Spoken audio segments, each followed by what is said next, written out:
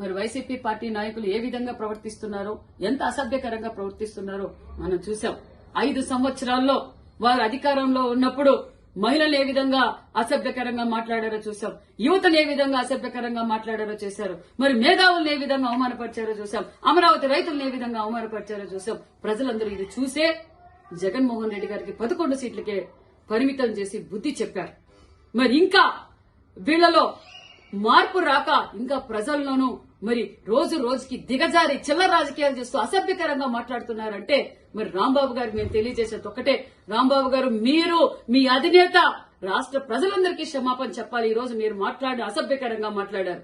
మీరు అధికారంలో ఉన్నప్పుడు, మా ముఖ్యమంత్రి గారు ప్రతిపక్షంలో ఉన్నప్పుడు మేము ఏ విధంగా మాట్లాడామో, ఏ విధంగా రాష్ట్ర ప్రజల కోసం పోరాటం చేశామో ప్రజలందరూ మమ్మల్ని చూశారు. ఈ రోజు మేము అధికారంలోకి వచ్చాం. అధికారంలోకి వచ్చిన తర్వాత మాకు చంద్రబాబు నాయుడు గారు నేర్పింది సంస్కారంగా మాట్లాడండి, రాష్ట్ర ప్రగతి కోసం పోరాటం చేయండి, ఎవరిని రపరప నరకద్దండి, ఎవరిని రెచ్చగొట్టద్దండి, ఎవరిని అసభ్యకరంగా మాట్లాడొద్దండని మా నాయకులు ముఖ్యమంత్రి చంద్రబాబు నాయుడు గారు మమ్మల్ని ఆదేశించారు. మేము చూస్తూ ఉన్నామనుకుంటున్నారేమో, చట్టం తన పంతం చేస్తుంది.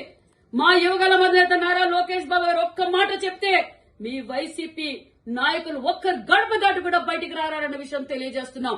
మేము రెచ్చగొట్టకూడదు, మేము దౌర్జన్యాలకు పాల్పడకూడదని మా యువగల అధినేత నారా లోకేష్ బాబు గారు సంస్కారంతో ఈ రోజు రాష్ట్ర ప్రగతి కోసం ఈ రోజు మేము కష్టపడుతుంటే మీరు మా మాన్యశ్రీ ముఖ్యమంత్రి చంద్రబాబు నాయుడు గారిని ఈ విధంగా అసభ్యకరంగా మాట్లాడతారా? సిగ్గుస్తరం ఉందా?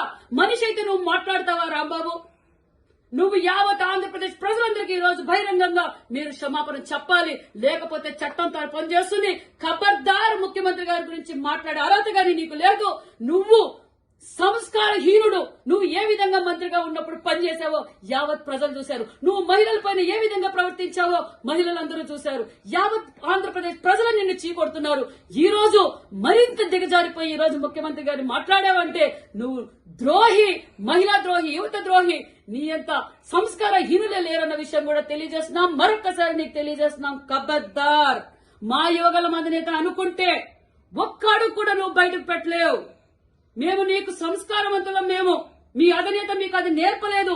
ఈ రోజు మా చంద్రబాబు నాయుడు గారు మమ్మల్ని అభివృద్ధి ధ్యేయంగా పనిచేయండి, ప్రజల కోసం పనిచేయండి అని చెప్తున్నారు. మేము రెచ్చపోతే ఒక్క గంట కూడా మీరు తట్టుకోలేరన్న విషయం కూడా మీకు తెలియజేస్తున్నాం.